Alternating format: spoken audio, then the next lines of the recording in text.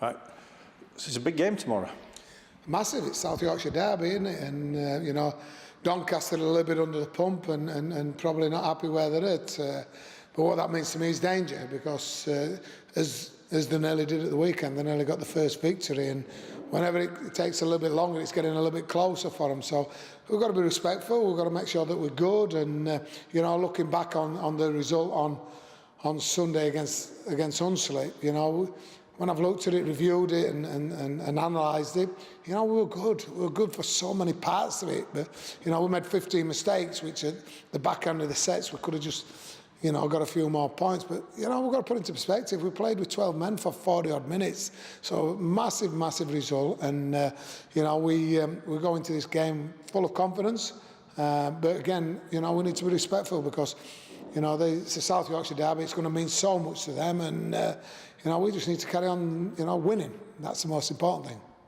And does it make Doncaster more dangerous, the fact they ain't got a point and they're desperate to get one? Well, it's desperado, and you know, they'll do whatever it takes, and they'll chip over the top and throw one of them cut-out balls that people like Paul Cook can.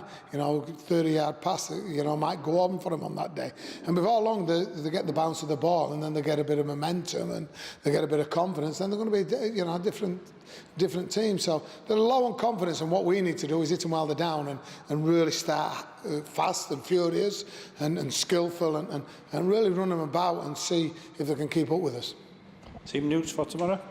Yeah, exciting. Jamie Langley's back fit again and playing. Mitchell Stringer's back. It's the first time both of them have played together. So, you know, we're getting a few people back. Mrs. Talapapa, you know, played. Rob Warrens is back in. Scotty Turner is missing out this week, as is Anthony Tonks, who's, you know, deserves a rest, and leaving him for his the big game on Monday. So there's a few changes, but you know, there's still that bit of continuity with people like Q and the centres and Menz, who's been outstanding this season so far, and Sam Smeaton. And you know, we'll give Corey and Briggsy another outing at halfbacks and see how they gel.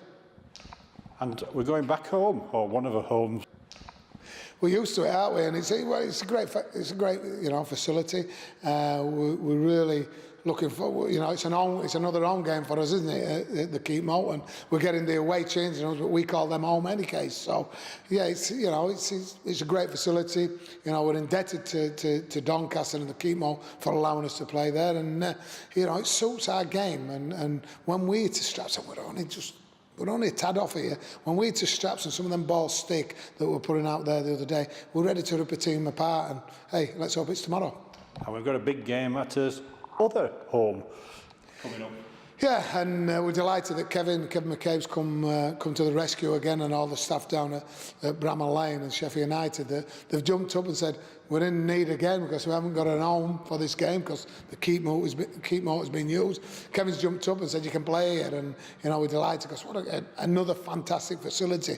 We've played some of the best rugby we've played in the last so many years. And I just go back to that time we played Wigan, and after 25 minutes we're beating them 10-4, and there were no team had scored 10 points in 10 minutes against Wigan, and we were beating them, we were holding. It was only Sam Tompkins that day that beat us with an hat-trick, and I think that went down as that we scored the most points against them out of any team in Super League or anywhere that year. So, you know, we know how to play Bramall Lane. It's a great facility. We're back in Sheffield, and the big thing for us, we need the fans here because, you know, it's tough for us as players and staff and everything to be outside the city in what we wanted, but you know, it's a must, and we're back, get behind us, and you know, we're pretty confident we can turn all over on the day. You seem quite excited about this draw. Good draw? It's a great draw because, you know, they're a good, you know, they'll fetch 3,000 or 4,000 people to watch the game, and a great facility. It'll be a great atmosphere, and you know, will they be in the bottom? Will they be in the bottom four that coming into the middle eight, and will we be in the top four that go in the middle eight? Will we be playing these in the qualifiers? So, you know, where are we at as a team, and can we compete against a Super League team that are full time and spending, you know, quite a bit of money on the players? So I think we can. We've done it before, you know.